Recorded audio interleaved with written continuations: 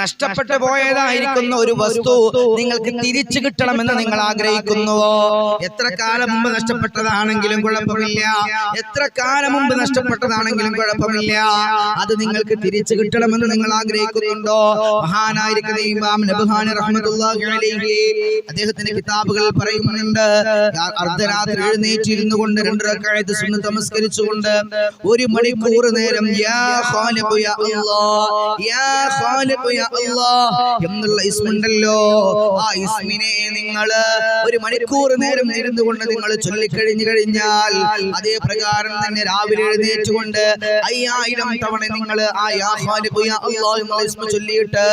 ആ വസ്തുവിനെ കുറിച്ച് നിങ്ങൾ അന്വേഷിക്കാൻ വേണ്ടിയിട്ട് നിങ്ങൾ പുറപ്പെട്ടു കഴിഞ്ഞാൽ എന്റെ പൊന്നുമക്കളെ, അതാരുടെ കയ്യിൽ പെട്ടതാണെങ്കിൽ പോലും അതിന്റെ വിവരങ്ങൾ നിങ്ങൾക്ക് ലഭിക്കുന്നതാ. അല്ലാഹുവേ,